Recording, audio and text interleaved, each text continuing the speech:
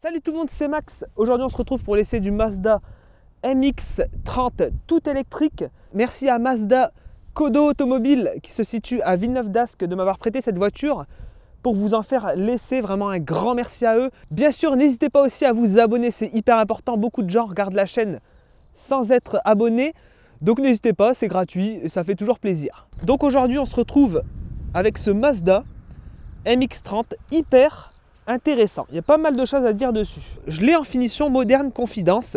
Il y a trois finitions. Il y a la finition de base à 33 900 €. Et il y a la finition moderne confidence.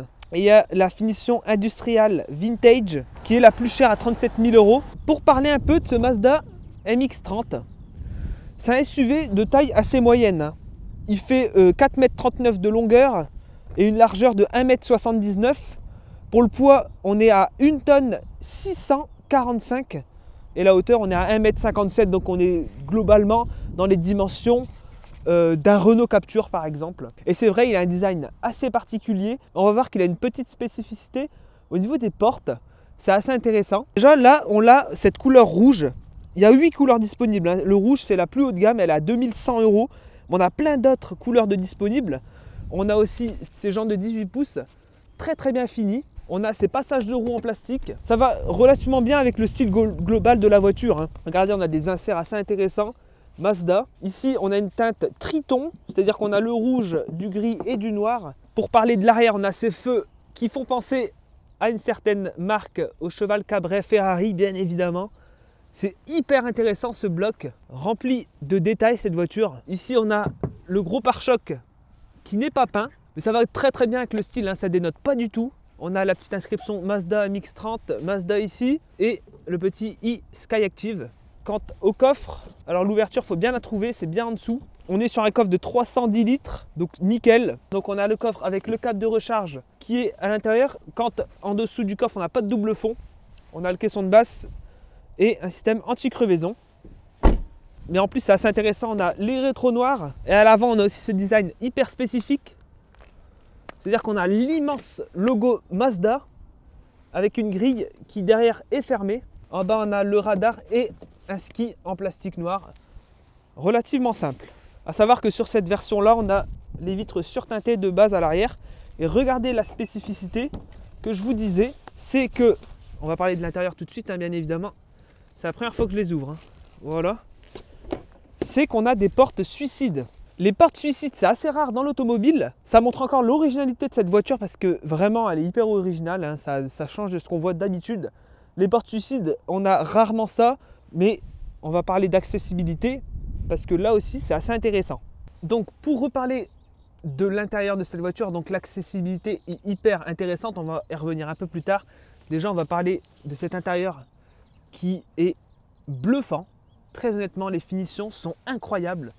Regardez, on a des finitions, donc comme je le disais, hyper intéressantes. Les surpiqûres, le tissu en finition blanc, c'est super beau. On a pas mal d'équipements en plus à l'intérieur. Et petite spécificité, c'est le liège. On adore ça, le liège, très honnêtement. C'est super beau, ça va jusqu'à en dessous là-bas. Même les contreportes, on a des matériaux différents et variés. On a de la feutrine ici, un plastique mou, une belle poignée en aluminium, le système audio Bose, du liège même derrière. C'est très rare. On a très peu de plastique dur juste sur la partie basse. Là, c'est du plastique de protection, bien évidemment. On a un rangement ici, le contrôle des rétroviseurs, vitres électriques, etc.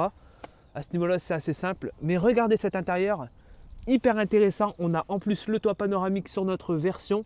En plus, sur cette finition-là, on a le réglage électrique des sièges dans toutes les positions. Ça, c'est génial.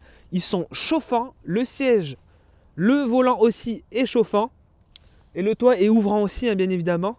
Et on a le système Bose qui, lui, comporte 12 haut-parleurs. Regardez cette console flottante ici. En plus, on a une prise 220 volts. Regardez-moi ça, une prise 220 volts. Des ports USB qui, certes, ne sont pas très accessibles là-bas.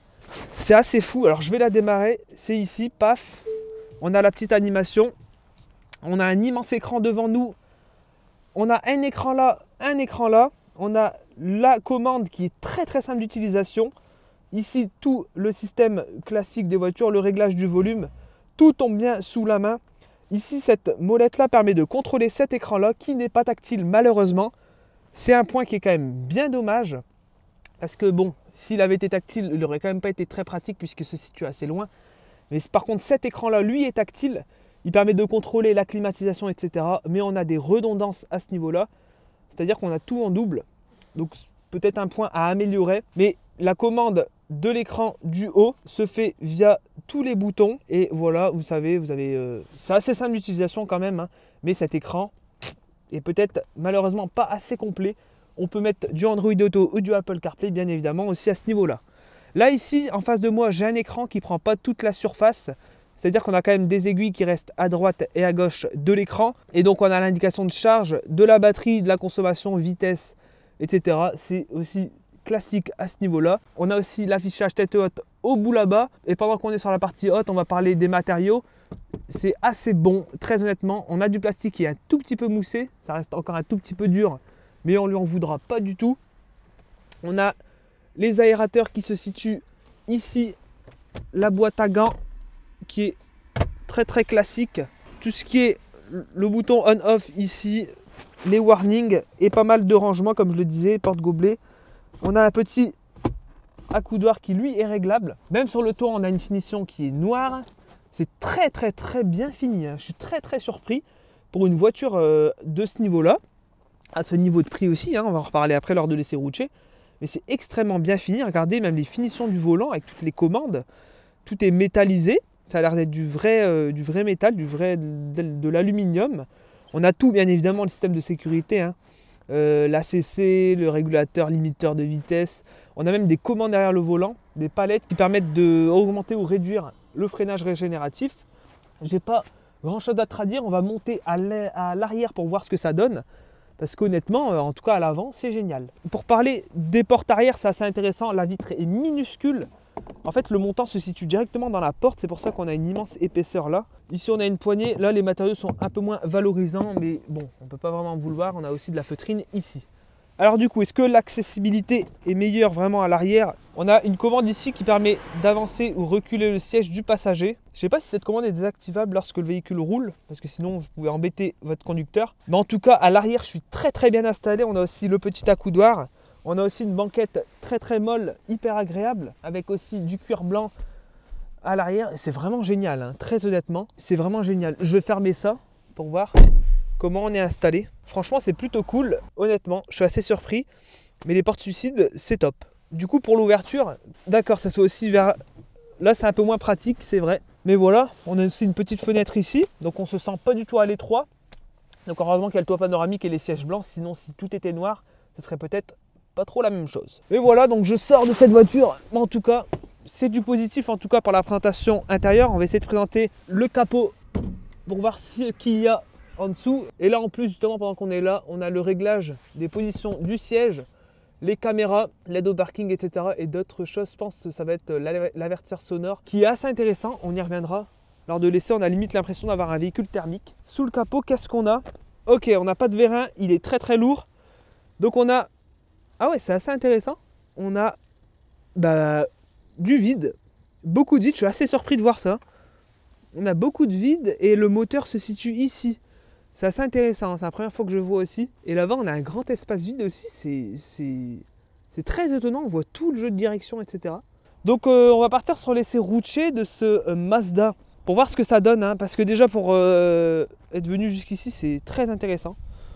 Donc je vous reprends lorsque je suis sur la route.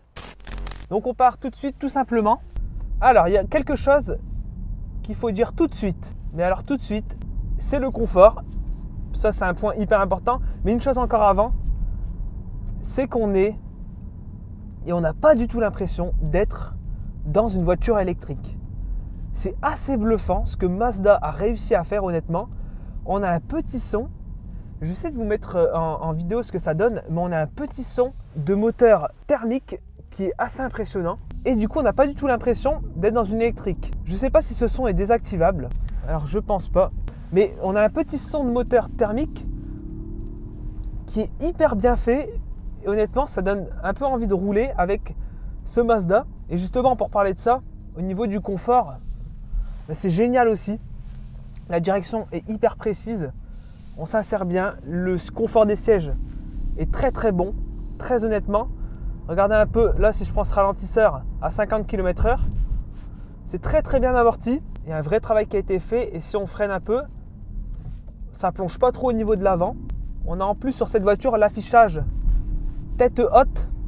Alors je ne sais pas s'il est réglable parce que si mon siège descend un peu de hauteur, je ne le vois plus. Donc là je le vois un peu partiellement. Par contre il est relativement simple puisqu'il indique seulement la vitesse. Au niveau de l'accélération c'est très franche, vous voyez. Hop, bon, on est directement sur une voie rapide donc ça nous permet de nous insérer et voir l'accélération.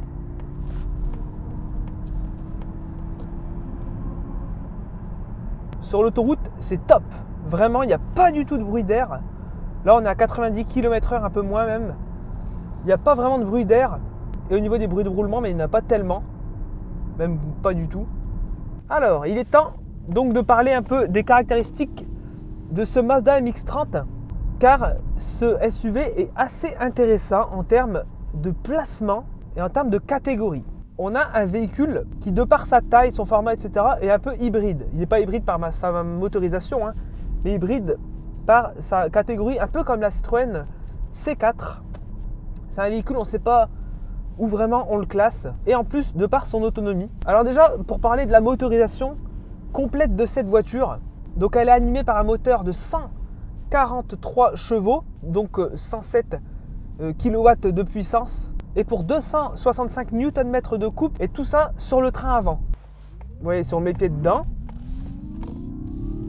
et l'accélération est très très bonne. Si on met le pied dedans, un peu sur ces routes grasses comme celle-ci, ça va déraper un tout petit peu, mais rien de bien méchant, vraiment, honnêtement, pas du tout. Et donc avec cette accélération-là, qui est relativement bonne, un peu comme sur toutes les voitures électriques, le 0 à 100 se fera en 9 secondes 3 sur cette voiture.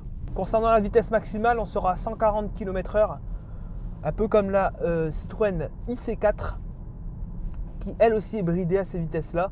On va tester un petit départ dynamique. Donc on va mettre le pied sur le frein, on accélère à fond et on lâche tout. C'est très très bon. Et le petit moteur, vraiment le son du moteur, mais j'adore.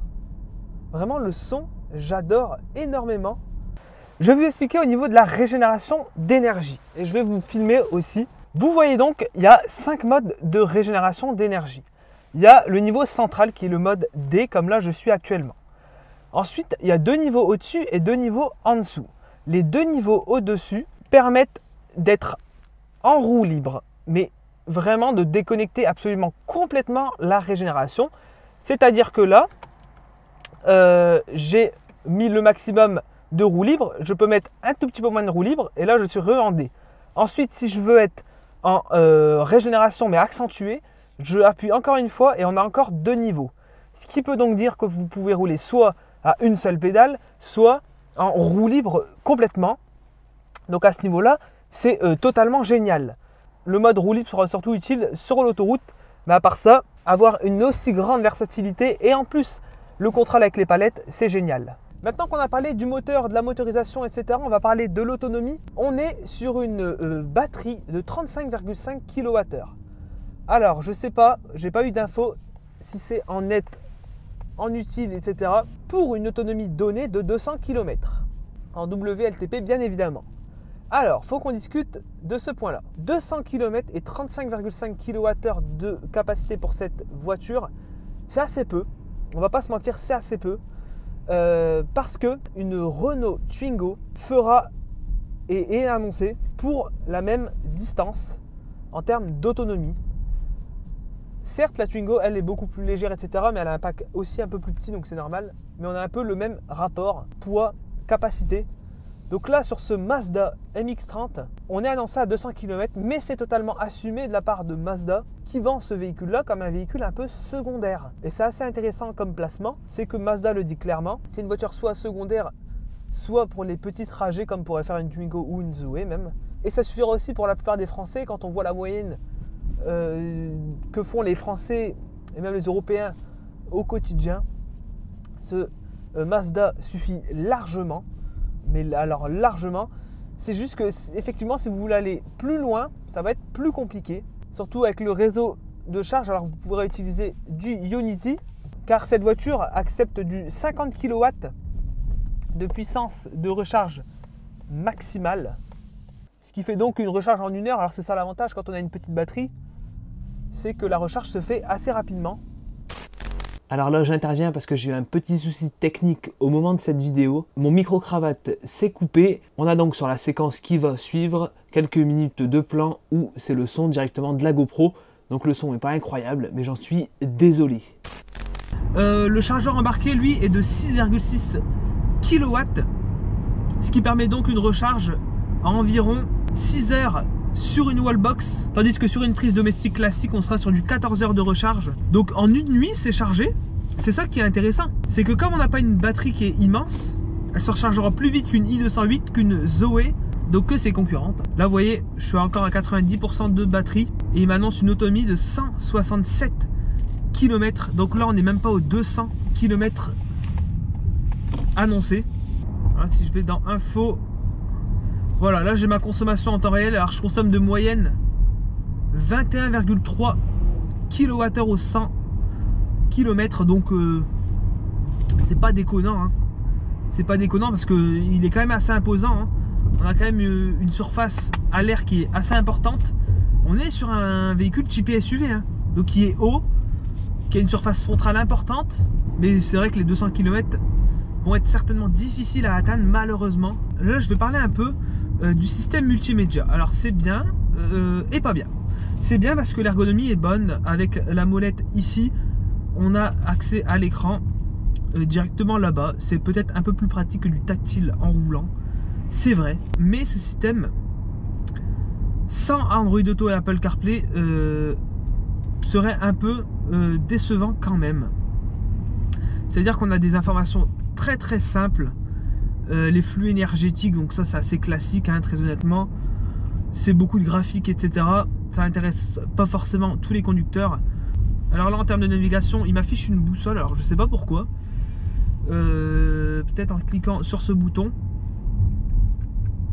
Alors pourtant j'ai beau cliquer, etc., chercher, mais j'ai rien du tout. Donc à part une boussole, en termes de navigation, bah, c'est pas très clair. Après on a les réglages classiques, la communication. Voilà, pour connecter son appareil, on peut le connecter en Bluetooth bien évidemment. C'est le minimum syndical sur une voiture de 2021. Mais c'est vrai que ce système a testé bien sûr plus en détail. Là, j'ai pas non plus énormément de temps, hein, pour vous faire ces essais. On aurait aimé peut-être avoir l'écran tactile qui se situe là, peut-être ici. Alors l'angle de braquage, est-ce qu'il est bon? Bah écoutez, c'est tout à fait passable. Alors vous voyez là pour les manœuvres, c'est assez intéressant de voir ça. On a une caméra de recul d'extrêmement bonne définition. On a une caméra 360 avec des indications de distance. Et on a le rétroviseur droit qui s'abaisse pour voir. Je vous filme ça, le rétro s'abaisse pour pouvoir donc voir la bordure et ne pas vous manger celle-ci. Vous voyez, si je me mets hop en drive, il remonte. Donc ça c'est génial. Alors voilà, qu'est-ce que je pourrais rajouter de plus sur l'essai de ce Mazda MX-30 tout électrique, si ce n'est que c'est absolument génial. C'est absolument génial comme voiture parce qu'on a vraiment un compromis de tout. Juste, elle est destinée à un public bien précis qui n'est pas en recherche d'une voiture à gros gabarit pour faire de la longue route, parce que là, on ne sera pas du tout sur ça. Mais on est quand même sur quelque chose d'intéressant. On est sur une proposition intéressante. Alors moi, j'en vous croise pas énormément dans la rue, voire même pas du tout. C'est dommage parce que cette proposition, comme je le dis, est intéressante, mais le système de distribution de Mazda est pas autant développé que d'autres marques. Mais vraiment, sur ce que Mazda nous propose ici, c'est plutôt intéressant. N'hésitez pas aussi à me poser des questions en commentaire si vous en avez, à liker, partager et commenter cette vidéo bien évidemment. Moi je vous dis à la prochaine. Salut tout le monde!